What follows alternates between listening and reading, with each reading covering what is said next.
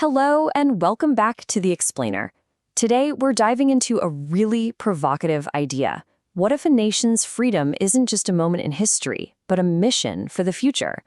We're going to unpack this through a fascinating case study from South Korea. I mean, think about it for a second. What does it really mean? Is it about having your own government, a strong economy, maybe cultural power? Well, the source material for this explainer, it challenges us to think way, way bigger than that. So for most people, the story seems pretty simple, right? August 15th, 1945, Korea regained its independence, its sovereignty. It's a huge national holiday, a clear end to a really painful chapter. But what if that's not the whole story? And this quote right here, this is the core of the whole argument. It just flips the script. It suggests liberation isn't something that's done and dusted. It's a project. And if it's a project, you have to ask, how far along are we, really? It forces you to look way beyond the history books. Okay, so let's start with the word itself. The argument here is that the common understanding of liberation has been kind of narrow, maybe even incomplete. And that misunderstanding has led to a sort of national holding pattern. So the Korean word for Liberation Day is Gwangbokcho, and Gwangbok literally means restoring the light. Now, that has always been tied to escaping the darkness of colonial rule. But the source argues that we've gotten stuck on that one definition. We haven't really researched or, let's say, dug deep into what it means to truly be a light in the world today. This brings us to the source's diagnosis of the current problem. If true liberation hasn't happened yet, why not? And the argument points to this really deep and honestly painful paradox at the heart of the nation's identity. On the one hand, you have South Korea's self-image. It's one of immense pride, a top-tier economy, a global cultural powerhouse. But according to the source, the way the rest of the world sees it hasn't caught up. That perception is supposedly still stuck in the past, seeing a small developing country. And this disconnect, this gap, is presented as a huge roadblock. And here's the paradox. The country is filled with some of the most educated, brilliant, capable people on the planet. And yet, internally, something is just not clicking. Society is becoming, in the source's own words, more and more strange. How can that be? This is all explained with this powerful metaphor of frogs in a well. Just picture it. You've got these incredibly talented frogs, all stuck in the same deep well. But instead of working together to get out, they're all just scrambling over each other, pulling each other down in this frantic, endless, and ultimately useless competition. All their energy is focused inward, not on the world outside the well. And to make things even more complicated, there's this issue of borrowed systems. The argument goes that a lot of core structures, from laws to the political system itself, were basically copy-pasted from the West and never really tailored to fit. And when you just bring in someone else's way of doing things, the source claims, it just muddies the waters. It makes everything turbid or murky and confused. Okay, so after that pretty heavy diagnosis, the narrative takes a sharp turn.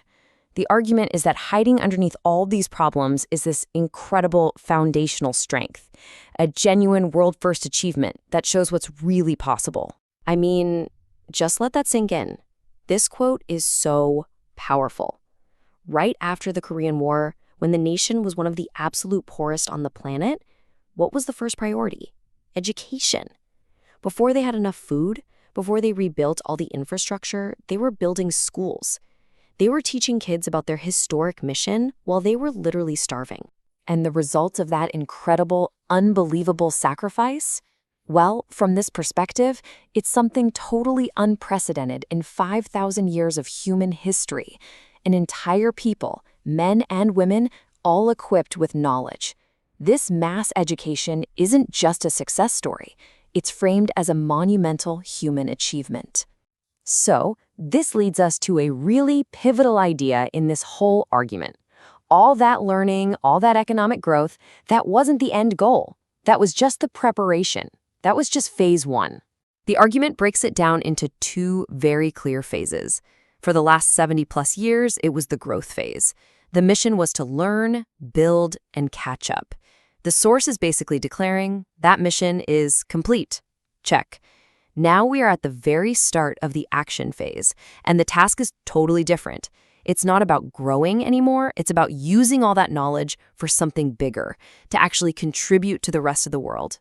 And this is where the source delivers its sharpest, most controversial point. It's aimed squarely at the country's intellectuals. The accusation is blunt, that generations of scholars, people educated on the blood and sweat of the people, have failed. They got their PhDs, but they didn't do the work of creating the new philosophies and ideas needed for this new action phase. Now, that's a really harsh charge, but the argument presented is that this truth, however difficult, has to be spoken for everyone to move forward. So what does this action phase actually look like? Well, the source frames it inside this grand, multi-generational mission that puts a huge weight of responsibility right on the shoulders of the current generation. It's called the 1080-year project, and it's broken down into 3 36-year acts. Act 1 was the grandparents' generation. They laid the foundation of sacrifice. Act 2 was the parents' generation. They oversaw the incredible economic growth. And now, Act 3. That's our generation. We're tasked with the final act, taking everything that's been built and using it to finally bring light to the world. We are, in this telling, the final descendants of this incredible mission. So this all leads us to a completely new definition of liberation. It's not about breaking free from a past ruler. True liberation is achieved when a nation's people use their unique, hard-won skills to help all of humanity.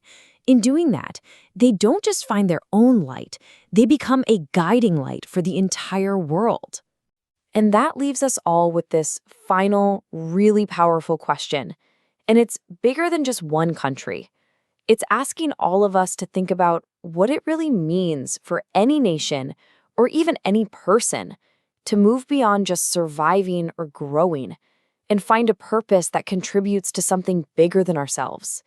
How do we turn all that potential into actual light?